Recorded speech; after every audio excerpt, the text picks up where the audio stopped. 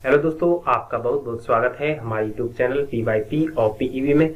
दोस्तों, मैं कमलेश साहू और मैं आज के इस वीडियो में मध्य प्रदेश के कुछ वस्तुनिष्ठ प्रश्नों का संग्रह लेकर आया हूं। दोस्तों, आपको बता दें कि आज की इस वीडियो में हम लगभग 40 से 50 क्वेश्चन मध्य प्रदेश के सामान्य अध्ययन तथा मध्य प्रदेश के पुनर्गठन से संबंधित क्वेश्चन को डिस्कशन करेंगे, जो कि हमारे प्रीवियस ईयर क्वेश्चन पेपर में पूछे गए हैं या आगामी एग्जाम में पूछे जा सकते हैं। साथ ही साथ हर क्वेश्चन को करेंटली अपडेट करते जाएंगे। चलिए आज की वीडियो को स्टार्ट करते हैं और आज का हमारा पहला क्वेश्चन है। दोस्तों, आपको बता दें कि ये जितने भी क्वेश्चन है ये हमारी हर एक एग्जाम में 2 या 3 बार रिपीट हो चुके हैं। साथ ही साथ आपको बता दें कि हमारे ये जितने भी क्वेश्चन है उसके रिगार्डिंग इंपोर्टेंट फैक्ट को भी मैं आपको बताता चलूंगा। अर्थात आप हर एक क्वेश्चन से लगभग 4 से 5 MCQ ऑलरेडी प्रिपेयर करते जाएंगे। चलिए ज्यादा समय ना खराब करते हुए हम वीडियो को स्टार्ट करते हैं और आज का हमारा पहला क्वेश्चन है। आपको बताना है कि मध्य प्रदेश का पुनर्गठन कब किया गया था। हमारा फर्स्ट ऑप्शन है 1 नवंबर 1956, हमारा सेकंड ऑप्शन है 1 नवंबर 1957, हमारा थर्ड ऑप्शन है 1 नवंबर 1955 और फोर्थ ऑप्शन है 1 नवंबर 1974। इसका राइट आंसर हमारा फर्स्ट ऑप्शन 1 नवंबर 1956 है। चलिए इससे रिलेटेड कुछ इंपोर्टेंट फैक्ट हैं वो आपको मैं बता दूं। आपको याद रखना है कि 29 दिसंबर 1953 को केंद्र सरकार ने सैयद फलज अली खां की अध्यक्षता में राज्य पुनर्गठन आयोग का गठन किया था। इसके 2 सदस्य KM पटेकर तथा हृदयनाथ कुंजरू थे। आपको याद होगा कि इस आयोग ने अर्थात राज्य पुनर्गठन आयोग ने अपनी सिफारिशें 30 दिसंबर 1955 को दी की, जिसके आधार पर संसद में 7वें संविधान संशोधन 1956 के द्वारा मध्य प्रदेश राज्य बना था। आपको याद रखना है कि 1 नवंबर 1956 के समय भारत में 14 राज्य तथा 6 केंद्र शासित प्रदेशों की संख्या थी। इसी में हमारा 14 राज्यों में हमारा राज्य मध्य प्रदेश था। इस प्रकार आपको याद रखना है कि प्रत्येक वर्ष 1 नवंबर को मध्य प्रदेश स्थापना दिवस मनाया जाता है। बढ़ते हैं दूसरे क्वेश्चन की ओर और आज का हमारा दूसरा क्वेश्चन है, मध्य प्रदेश के गठन के समय कुल संभाग और जिलों की संख्या कितनी थी। तो दोस्तों, आपको बताना है कि जब मध्य प्रदेश का गठन हुआ था अर्थात 1 नवंबर 1956 के समय मध्य प्रदेश के गठन के समय कुल संभाग तथा जिलों की संख्या कितनी थी। तो दोस्तों, आपको याद रखना है इसका राइट आंसर हमारा ऑप्शन नंबर C 8 संभाग तथा 43 जिले होगा। चलिए इससे रिलेटेड कुछ इंपोर्टेंट फैक्ट मैं आपको बता दूं। आपको याद रखना है कि 1 नवंबर 1956 के समय मध्य प्रदेश में कुल 8 संभाग तथा 43 जिले सम्मिलित थे तथा 1 नवंबर सन 2000 को मध्य प्रदेश का पुनर्गठन हुआ था।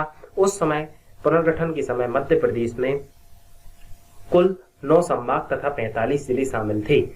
अब करंट पॉइंट ऑफ व्यू से बात की जाए तो वर्तमान में मध्य प्रदेश 2020 के अनुसार मध्य प्रदेश में कुल 10 संभाग तथा 52 जिले हैं, जबकि मध्य प्रदेश में 3 जिले अभी वर्तमान में प्रस्तावित हैं। बढ़ते हैं अगले क्वेश्चन की ओर और हमारा आज का थर्ड क्वेश्चन है, मध्य प्रदेश की राजनीतिक व भौगोलिक सीमाओं का अंतिम निर्धारण एवं पुनर्गठन कब हुआ था। तो दोस्तों, आपको याद रखना है कि मध्य प्रदेश की राजनीतिक तथा भौगोलिक सीमाओं का अंतिम निर्धारण एवं पुनर्गठन 1 नवंबर सन 2000 को हुआ था। इस प्रकार इसका राइट आंसर हमारा ऑप्शन नंबर D 1 नवंबर सन 2000 होगा। आपको बता दें कि 1 नवंबर सन 2000 को मध्य प्रदेश से अलग होकर छत्तीसगढ़ राज्य बना था। इस प्रकार इसका राइट आंसर हमारा ऑप्शन नंबर D होगा। मध्य प्रदेश की राजनीतिक व भौगोलिक सीमाओं का अंतिम निर्धारण 1 नवंबर सन 2000 को हुआ था। आपको बता दें कि अब प्रदेश के दक्षिण पूर्वी भाग के 3 संभागों और 16 जिलों को पृथक कर, आपको पुनः बता दे रहा हूं कि मध्य प्रदेश के 3 संभाग तथा 16 जिले, जो कि मध्य प्रदेश के दक्षिण पूर्वी भाग छत्तीसगढ़ के रूप में नया राज्य का निर्माण किया गया था। बढ़ते हैं अगले क्वेश्चन की ओर और हमारा अगला क्वेश्चन है, मध्य प्रदेश किस प्राचीनतम भूभाग का हिस्सा है। तो दोस्तों, आपको याद रखना है कि मध्य प्रदेश प्राचीनतम गोंडवाना लैंड का भाग है। साथ ही साथ आपको याद रखना है कि मध्य प्रदेश की जो ज्यामितीय दृष्टि से आयताकार आकार का शेप है। बढ़ते हैं अगले क्वेश्चन की ओर और हमारा अगला क्वेश्चन है, आपको बताना है मध्य प्रदेश के किस जिले से मानक समय रेखा अर्थात इंडियन स्टैंडर्ड टाइम लाइन गुजरती है। इसका राइट आंसर हमारा ऑप्शन नंबर D सिंगरौली होगा। आपको बता दें कि भारतीय मानक समय रेखा, जिसे हम इंग्लिश में IST अथवा भारत की मध्याह्न रेखा, जो कि 82.5 डिग्री पूर्वी देशांतर से होकर गुजरती है, वह मध्य प्रदेश के रीवा संभाग के अंतर्गत आने वाले सिंगरौली जिले से होकर गुजरती है। दोस्तों आपको बता दें कि इस क्वेश्चन का बहुत से लोग आंसर सीधी लगा देते हैं। आपको याद रखना है कि मध्य प्रदेश में वर्ष 2008 में सिंगरौली जिले का गठन हुआ था। इसके पूर्व सिंगरौली जिले के पूर्व यह लाइन हमारे मध्य प्रदेश के सीधी जिले से होकर गुजरती थी, परंतु यह वर्तमान में सिंगरौली जिले से होकर गुजरती है। बढ़ते हैं अगले क्वेश्चन की ओर और हमारा अगला क्वेश्चन से पहले मैं आपको बता दूं कि ये सिंगरौली जो कि हमारा मध्य प्रदेश का सबसे पूर्वी जिला है। बढ़ते हैं अगले क्वेश्चन की ओर और हमारा अगला क्वेश्चन है, आपको बताना है कि वर्तमान मध्य प्रदेश के सीमावर्ती राज्यों की संख्या कितनी है। तो दोस्तों आपको याद रखना है कि वर्तमान में मध्य प्रदेश में सीमावर्ती राज्यों की संख्या 5 है। इस प्रकार इसका राइट आंसर हमारा ऑप्शन नंबर सी 5 होगा। चलिए इसके बारे में आपको बता दूं कि वर्तमान में मध्य प्रदेश के सीमावर्ती राज्यों की संख्या 5 है। अब इसके रिगार्डिंग मैं आपको बता दूं कि मध्य प्रदेश के ये हमारा उत्तर पूर्व में उत्तर प्रदेश लगा हुआ है, इसके बाद हमारा उत्तर पश्चिम में राजस्थान लगा हुआ है, पश्चिम में गुजरात लगा हुआ है, इसके बाद जस्ट नीचे जिसे हम दक्षिण में महाराष्ट्र बोल सकते हैं और हमारे पूर्वी भाग में छत्तीसगढ़ लगा हुआ है। इस प्रकार मध्य प्रदेश में 1, 2, 3, 4 और 5 ये 5 राज्यों से हमारी सीमा टच करती है। बढ़ते हैं अगले क्वेश्चन की ओर और हमारा अगला क्वेश्चन है, सिंगरौली एवं अलीराजपुर में सूर्योदय के समय पर विचार कीजिए। दोस्तों आपको याद रखना है कि सिंगरौली तथा अलीराजपुर में सूर्योदय के समय में अंतर आधे घंटे रहता है। इस प्रकार हम कह सकते हैं कि सिंगरौली में सूर्योदय आधे घंटे पहले होगा अर्थात 30 मिनट पहले होगा। इस प्रकार इसका राइट आंसर हमारा ऑप्शन नंबर बी होगा। मैं आपको बता दे रहा हूं कि आप देख सकते हैं ये जो हमारी वर्टिकल लाइन रहती है जो कि हमारे पोल से होकर गुजरती हैं, उनको हम देशांतर रेखाएं बोलते हैं और मध्य प्रदेश का देशांतरीय विस्तार में सिंगरौली तथा हमारे अलीराजपुर के बीच में लगभग 8.5 डिग्री का अंतर है। इन 8.5 डिग्री के अंतर के कारण इन दोनों के समय अंतराल में आधे घंटे का अंतर रहता है। इस प्रकार इसका राइट आंसर हमारा ऑप्शन नंबर बी था। बढ़ते हैं अगले क्वेश्चन की ओर और अगला क्वेश्चन है, मध्य प्रदेश के अंतर्वर्तीय जिलों की संख्या कितनी है। तो दोस्तों आपको याद रखना है कि मध्य प्रदेश के अंतर्वर्ती जिलों की कुल संख्या 17 है। इस प्रकार इसका right answer option number D होगा। चलिए इससे रिलेटेड कुछ इंपोर्टेंट फैक्ट बता दूं कि अंतर्वर्तीय जिलों से तात्पर्य ऐसे जिलों की सीमा से होता है जो अन्य राज्यों की सीमा से जो जिले अन्य राज्यों की सीमा को टच नहीं करते हैं। मध्य प्रदेश में अंतर्वर्तीय जिलों की कुल संख्या 17 है। हालांकि कुछ पुस्तकों में इसके अंतर्वर्ती जिलों की संख्या 18 बताई गई थी, लेकिन जिस टाइम पे ये एनटी पुलिस का एग्जाम कंडक्ट हुआ था उस समय इसका राइट आंसर 17 था। बढ़ते हैं अगले क्वेश्चन की ओर और हमारा अगला क्वेश्चन है, मध्य प्रदेश के किस जिलों की सीमा राजस्थान तथा गुजरात से स्पर्श करती है। हमारा first option Ratlam, second option Jhabua, third option Alirajpur और फोर्थ ऑप्शन हमारा मंदसौर है। तो दोस्तों आपको याद रखना है यह एक क्वेश्चन एमपीपीएससी 2018 में पूछा गया था। इस प्रकार इसका right answer option number B Jhabua है। मध्य प्रदेश के झाबुआ जिले की सीमा राजस्थान तथा गुजरात दोनों राज्यों को स्पर्श करती है। आपको बता दें कि झाबुआ मध्य प्रदेश के उत्तर पश्चिम भाग में स्थित है। अब आपको कमेंट बॉक्स में कमेंट करके बताना है कि मध्य प्रदेश का झाबुआ से अलग होकर अलीराजपुर कब बना हुआ था। चलिए मैं आपको मैप में बता दे रहा हूं, आप यहां पर देख सकते हैं ये हमारा झाबुआ जिला है और यह मध्य प्रदेश का 49वां जिला था जो कि 17 मई को बना हुआ था, जो कि 17 मई 2008 को बना हुआ था। आप यहाँ देख सकते हैं झाबुआ जिले की सीमा गुजरात तथा राजस्थान से लगती है। क्वेश्चन में हमसे झाबुआ जिले की सीमा राजस्थान तथा क्वेश्चन में पूछा गया था कि आपको बताना है कि राजस्थान तथा गुजरात से कौन सी जिले की सीमा स्पर्श करती है। तो इस प्रकार इसका राइट आंसर हमने बी ऑप्शन झाबुआ लगाया है। बढ़ते हैं अगले क्वेश्चन की ओर और हमारा अगला क्वेश्चन है, निम्नलिखित में से कौन सुमेलित नहीं है। आपको बताना है कि कौन सुमेलित नहीं है। तो दोस्तों आपको पता होगा कि मध्य प्रदेश का जो उत्तर बिंदु है वह मुरैना है जो कि 26.5 डिग्री उत्तरी अक्षांश से स्टार्ट होता है। इसके बाद दक्षिणी बिंदु बुरहानपुर है जिसे खानदेश के नाम से भी जाना जाता है। यहीं से ताप्ती नदी का उद्गम हुआ है और यह 26.5 डिग्री उत्तरी अक्षांश से स्टार्ट होता है। इसके बाद पूर्वी बिंदु हमारा सिंगरौली है जो कि 82 डिग्री 48 मिनट पूर्वी देशांतर से शुरू होता है। साथ ही साथ पश्चिमी बिंदु हमारा अलीराजपुर है जो कि 74 डिग्री 9 मिनट पूर्वी देशांतर से शुरू होता है। इस प्रकार आपको बताना है कि निम्नलिखित में से कौन सुमेलित नहीं है। इस प्रकार इसका right answer option number D आएगा क्योंकि पश्चिमी बिंदु हमारा अलीराजपुर है, ना कि झांसी, ना कि झाबुआ। अब आप देख सकते हैं यहाँ पर ये हो गया हमारा पूर्वी बिंदु जो कि मुरैना है, पूर्वी बिंदु जो कि हमारा सिंगरौली है, पश्चिमी बिंदु जो कि हमारा इलियासपुर है, उत्तरी बिंदु जो कि हमारा मुरैना है और दक्षिणी बिंदु जो कि बुरहानपुर है। बढ़ते हैं अगले क्वेश्चन की ओर और अगला क्वेश्चन आपको बताना है कि मध्य प्रदेश में कर्क रेखा कितनी जिलों से होकर गुजरती है। तो दोस्तों आपको याद रखना है कि यह क्वेश्चन हमारे एमपीपीएससी में ही पूछा गया था, 2016 के एग्जाम में पूछा गया था। इसका राइट आंसर हमारा ऑप्शन नंबर ए 14 होगा। आपको बता दें कि कर्क रेखा जो कि 23.5 डिग्री उत्तरी अक्षांश से होकर गुजरती है मध्य प्रदेश को लगभग 2 बराबर भागों में बांटती है और मध्य प्रदेश की लगभग 14 जिलों से होकर गुजरती है। मैं आपको मैप में ये 14 जिले बता दे रहा हूँ, आप देख सकते हैं। यहाँ से हम पश्चिमी जिले से शुरू करते हैं। सबसे पहले ये रतलाम से होकर गुजरती है, रतलाम के बाद सेकंड नंबर पर उज्जैन, तीसरा जिला हमारा आगरमालवा, चौथा जिला हमारा हो जाएगा राजगढ़, पांचवा जिला भोपाल, छठवां जिला विदिशा, सातवां जिला रायसेन, आठवां जिला सागर, नौवां जिला दमोह, नरसिंहपुर, जबलपुर, कटनी, उमरिया, शहडोल। इस प्रकार ये हमारे 14 जिले हैं जिनसे हमारी कर्क रेखा होकर गुजरती है। दोस्तों आपको याद रखना है कि शाजापुर से होकर कर्क रेखा नहीं गुजरती, क्योंकि शाजापुर से अलग होकर हमारा 2013 में 15 अगस्त 2013 में 51वां जिला आगरमालवा बन गया था। अतः कर्क रेखा अब आगरमालवा से होकर गुजरती है। मैं आपको पुनः बता दे रहा हूँ कि कर्क रेखा मध्य प्रदेश की 14 जिलों से होकर गुजरती है, जो क्रमशः रतलाम, उज्जैन, आगरमालवा, राजगढ़, सीहोर, भोपाल, विदिशा, रायसेन, सागर, दमोह, कटनी, जबलपुर, उमरिया तथा शहडोल से होकर गुजरती है।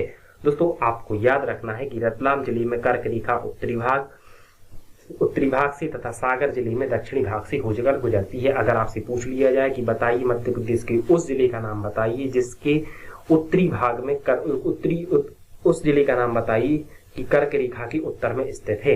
कर्क रेखा के उत्तर में हमारा रतलाम स्थित है, जबकि कर्क रेखा के दक्षिण में हमारा सागर जिला स्थित है। इसके साथ ही आपको याद रखना है कि भोपाल एकमात्र ऐसा संभाग है जिसकी समस्त जिलों की सीमा कर्क रेखा को टच करती है। इस प्रकार इस क्वेश्चन से रिलेटेड जितनी भी इंपोर्टेंट फैक्ट है वो मैंने आपको बता दिए। बढ़ते हैं अगले क्वेश्चन की ओर और अगला क्वेश्चन जो कि बहुत एग्जाम में रिपीट हुआ है, बहुत से एग्जाम में पूछा गया है और ये क्वेश्चन बहुत ही इंपोर्टेंट है।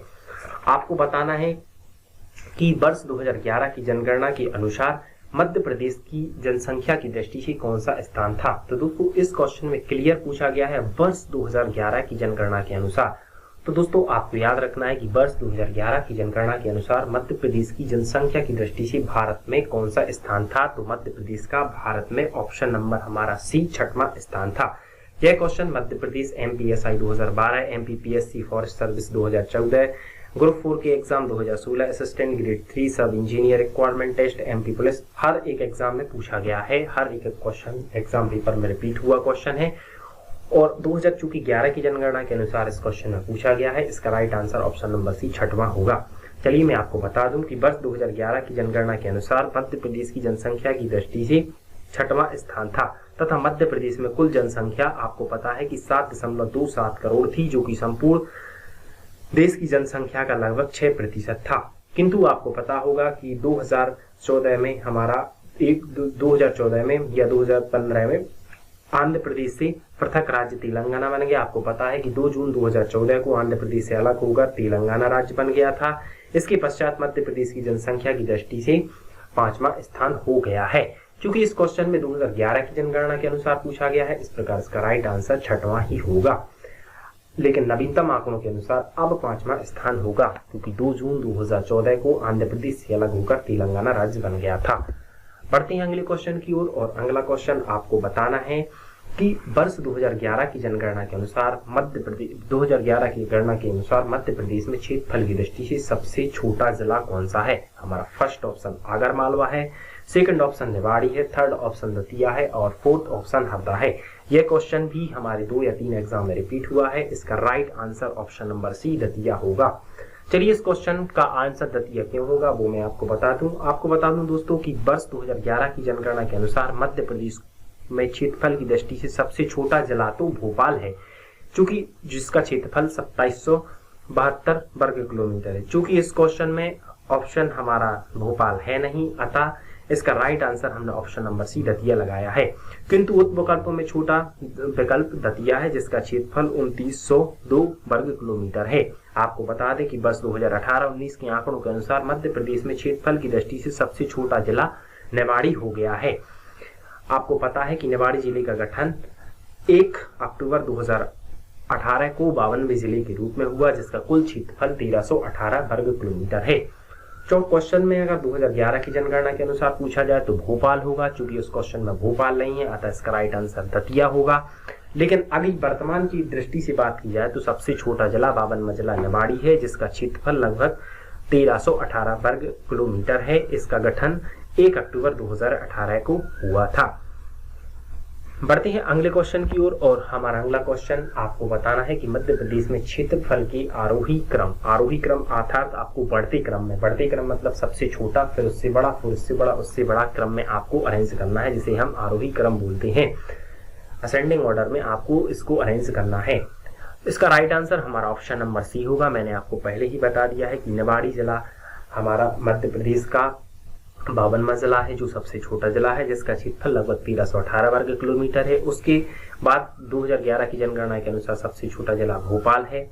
मध्य प्रदेश का सबसे छोटा जिला भोपाल है, जिसका क्षेत्रफल लगभग 2772 वर्ग किलोमीटर है। इसके बाद थर्ड नंबर पर आगर मालवा आएगा, इसका क्षेत्रफल लगभग 2785 वर्ग किलोमीटर है। इसके बाद दतिया आएगा, जिसका क्षेत्रफल लगभग 2903 किलोमीटर है। बढ़ते हैं अगले क्वेश्चन की ओर और हमारा अगला क्वेश्चन है मध्य प्रदेश में किस प्रकार की जलवायु पाई जाती है। तो दोस्तों इस प्रकार इसका राइट आंसर उष्णकटिबंधीय मानसूनी जलवायु है। इस प्रकार आपको याद रखना है कि मध्य प्रदेश में उष्णकटिबंधीय मानसूनी जलवायु पाई जाती है। चलिए मैं आपको बता दूं कि मध्य प्रदेश एक भू आविष्ठित अर्थात लैंडलॉक राज्य है, जिसे हम उच्च भूमियों अर्थात हाईलैंड्स का प्रदेश भी कहते हैं। मध्य प्रदेश में सब ट्रॉपिकल मध्य प्रदेश की जलवायु उपोष्ण कटिबंधीय जलवायु का क्षेत्र है तथा यहाँ उष्णकटिबंधीय मानसूनी प्रकार की जलवायु पाई जाती है। बढ़ते हैं अगले क्वेश्चन की ओर और हमारा अगला क्वेश्चन है निम्नलिखित में से किन जिलों का गठन 1998 में हुआ था। तो दोस्तों आपको याद रखना है जबलपुर से कटनी हुआ था, शहडोल से उमरिया, होशंगाबाद से हरदा। इस प्रकार इसका राइट आंसर उपरोक्त सभी होगा। चूंकि इस क्वेश्चन में पुनर्गठन से संबंधित जिलों से संबंधित बात कही गई है, अतः मैं आपको बता दूं कि मध्य प्रदेश में जब हमारा गठन हुआ था उस समय मध्य प्रदेश में जिलों की संख्या आपको पहले ही बता दी है, 43 जिलों की संख्या थी। 1972 में 2 जिले बने थे, जो क्रमशः भोपाल तथा राजनंदा गांव थे। इसके बाद 1983 में जिला पुनर्गठन आयोग का गठन हुआ था, जिसके अध्यक्ष बीपी दुबे थे। बीपी दुबे की अध्यक्षता में 1998 में मई 1998 बीपी दुबे की अध्यक्षता में मई 1998 में हमने 25 मई 1998 में 10 नए जिले बनाए थे। इसके बाद हमने 6 जिले बनाए थे सहदेव कमेटी की सिफारिश पर। उसके कुछ दिनों बाद 1 महीने बाद लगभग हमने 6 नए जिले बनाए थे।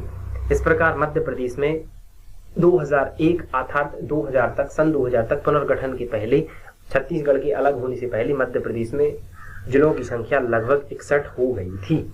किंतु आपको पता है कि 1 नवंबर सन 2000 को मध्य प्रदेश से अलग होकर छत्तीसगढ़ नया राज्य बना था। इस प्रकार मध्य प्रदेश की 16 जिले छत्तीसगढ़ राज्य में चले गए थे। इस प्रकार मध्य प्रदेश की पुनर्गठन 2000 के समय मध्य प्रदेश में पुनः जिलों की संख्या 45 बची हुई थी। हमारा अगला क्वेश्चन है भोपाल राज्य का प्रथम मुख्यमंत्री किसे नियुक्त किया गया था। तो दोस्तों आपको याद रखना है कि भोपाल राज्य का प्रथम मुख्यमंत्री option number D Shankar Dayal Sharma को नियुक्त किया गया था। चलिए मैं इस क्वेश्चन से रिलेटेड कुछ इंपोर्टेंट जानकारी आपको बता दूं कि 20 मार्च 1952 को शंकर दयाल शर्मा भोपाल राज्य के प्रथम मुख्यमंत्री नियुक्त किए गए थे। इस प्रकार इसका right answer option number D होगा। अगर आपसे पूछ लिया जाता कि बताइए मध्य प्रदेश के प्रथम मुख्यमंत्री कौन है, तो ऑप्शन नंबर ए पंडित रविशंकर शुक्ल राइट आंसर होता। बढ़ते हैं अगले क्वेश्चन की ओर, जो कि विभिन्न एग्जाम में 2 से 3 बार रिपीट किया हुआ क्वेश्चन है। आपको बताना है कि भोपाल को किस वर्ष मध्य प्रदेश की राजधानी बनाया गया था। तो दोस्तों आपको याद रखना है कि वर्ष 1956 को भोपाल को 1956 को मध्य प्रदेश की राजधानी बनाया गया था। चलिए इस क्वेश्चन से रिलेटेड मैं आपको जानकारी दे दूं। 1 नवंबर 1956 को मध्य प्रदेश की स्थापना के साथ भोपाल को मध्य प्रदेश की राजधानी घोषित किया गया था। इस प्रकार इसका राइट आंसर ऑप्शन नंबर ए सही होगा। बढ़ते हैं अगले क्वेश्चन की ओर और हमारा अगला क्वेश्चन है आपको बताना है कि मध्य प्रदेश को किस अन्य नाम से जाना जाता है। तो इसका right answer option number C वाघ राज्य होगा। चलिए अभी नवीनतम हमारी जो वाघ रिपोर्ट आई है उसके अनुसार मध्य प्रदेश में सर्वाधिक बाघों की संख्या है। आपको बता दें कि 2011 जो 2019 की 29 जुलाई 2019 को अंतर्राष्ट्रीय बाघ दिवस के अवसर पर जारी बाघ जनगणना के अनुसार मध्य प्रदेश में वर्तमान में बाघों की संख्या 526 है, जो कि भारत में सर्वाधिक है। साथ ही साथ मध्य प्रदेश में अभी हाल ही में रिपोर्ट के अनुसार तेंदुओं की संख्या भी सर्वाधिक है। इस प्रकार इसका right answer option number C होगा। बढ़ते हैं अगले क्वेश्चन की ओर और हमारा अगला क्वेश्चन है, आपको बताना है वर्तमान मध्य प्रदेश में जिलों की कुल संख्या कितनी है। तो दोस्तों वर्तमान मध्य प्रदेश में जिलों की कुल संख्या 52 है। नवीनतम जिला हमारा निवाड़ी बना था जो 1 अक्टूबर 2018 को बना हुआ था। बढ़ते हैं अगले क्वेश्चन की ओर और हमारा अगला क्वेश्चन आपको बताना है मध्य प्रदेश के कुल कितने स्थान को यूनेस्को द्वारा विश्व धरोहर सूची में शामिल किया गया है। तो दोस्तों अभी स्टार्टिंग में इसकी संख्या 3 थी, किंतु वर्तमान में अब ये संख्या बढ़कर 5 हो गई है। चलिए मैं 5 यूनेस्को की विश्व धरोहर सूची में शामिल किए गए के बारे में बता दूं। आपको याद रखना है कि 1986 में सबसे पहले खजुराहो को, 1986 में खजुराहो को, 1989 में सांची के स्तूप को, 2003 में भीमबेटका की गुफाओं को तथा 2019 में ओरछा को अभी वर्तमान में 2020 में ग्वालियर के किले को जोड़ा गया है। इस प्रकार ये 5 यूनेस्को को विश्व धरोहर सूची में घोषित किया गया है। बढ़ते हैं अगले क्वेश्चन की ओर और हमारा अगला क्वेश्चन है भारत के किस राज्य में सबसे ज्यादा अनुसूचित जनजाति पाई जाती है। इस प्रकार इसका right answer option number A Madhya Pradesh में। आपको बता दें कि मध्य प्रदेश भारत का सर्वाधिक अनुसूचित जनजाति जनसंख्या वाला राज्य है। वर्ष 2011 की जनगणना के अनुसार मध्य प्रदेश में अनुसूचित जनजाति की संख्या लगभग 1.53 करोड़ थी, जो कि कुल जनसंख्या का लगभग 21.1% था। बढ़ते हैं अगले क्वेश्चन की ओर और हमारा अगला क्वेश्चन है, आपको बताना है मध्य प्रदेश के किस गांव को भारत का भौगोलिक केंद्र गांव कहा जाता है। तो दोस्तों आपको याद रखना है इस प्रकार इसका राइट आंसर ऑप्शन नंबर ए करौंदी होगा। आपको बता दें कि मध्य प्रदेश की कटनी जिले की टीमरखेड़ा तहसील के समीप विंध्याचल पर्वत श्रृंखला पर केचुआ पहाड़ी की ढलान पर करौंदी गांव स्थित है। करौंदी गांव को ही मध्य प्रदेश का भौगोलिक केंद्र गांव कहा जाता है। बढ़ते हैं अगले क्वेश्चन की ओर और हमारा अगला क्वेश्चन है, आपको बताना है कि मध्य प्रदेश में ब्रिटिश शासन काल का सर्वप्रथम आधिपत्य कब स्थापित किया गया था।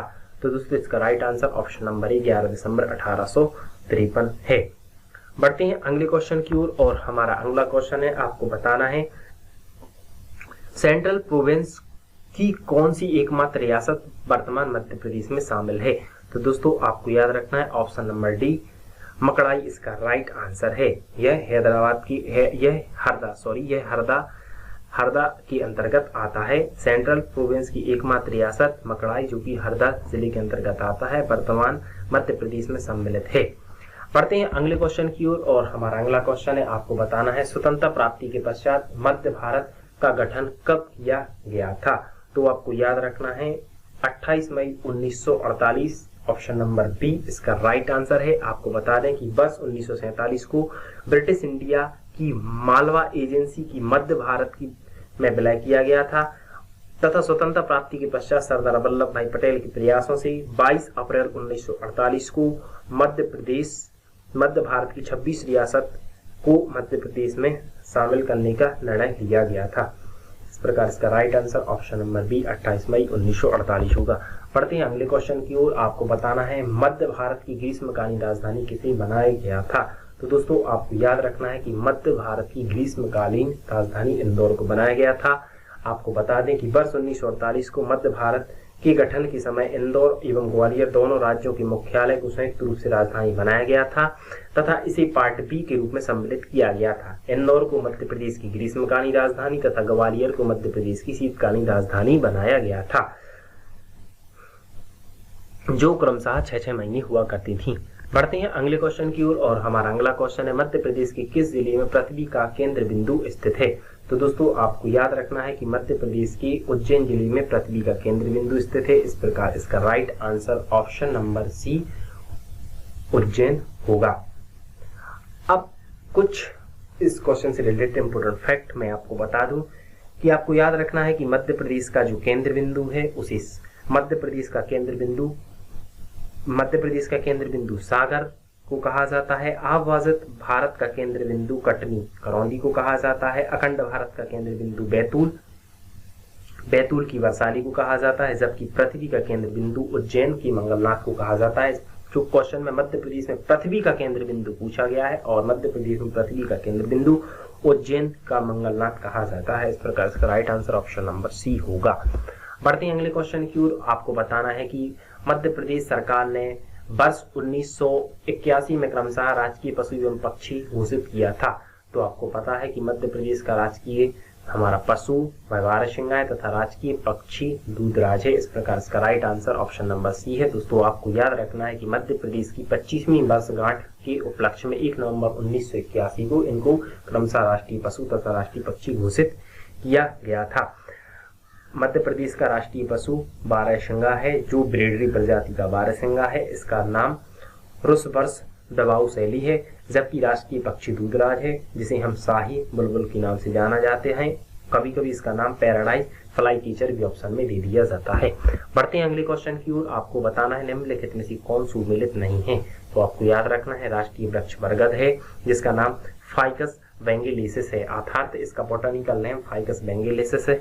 इसके बाद राजकीय पुष्प की बात की जाए तो सफेद लिली है, जिसका बोटानिकल नेम लिसियम कैंडिडम है। राजकीय फल आम है, जिसे हम मैगीफेरा इंडिका कहते हैं। राजकीय फसल सोयाबीन है, जिसे हम ग्लाइसिन मैक्स कहते हैं। इस प्रकार इसका राइट आंसर ऑप्शन नंबर ई उपरोक्त सभी होगा। मध्य प्रदेश की राजकीय मछली महासीरा किस प्रजाति से संबंधित है। दोस्तों यह क्वेश्चन भी हमारे ग्रुप 3 2016 के एग्जाम में पूछा गया था। इसका right answer option number C टॉर होगा। मध्य प्रदेश की राजकीय मछली महासी टॉर प्रजाति से संबंधित है। आपको बता दें इसका वैज्ञानिक नाम साइंटिफिक नेम टॉर पिट्यूटिटोरा है। 26 सितंबर 2011 को आपसे पूछ लिया जाए कि 26 सितंबर 2011 को मध्य प्रदेश की महासीरा मछली को राजकीय मछली का दर्जा प्रदान किया गया था।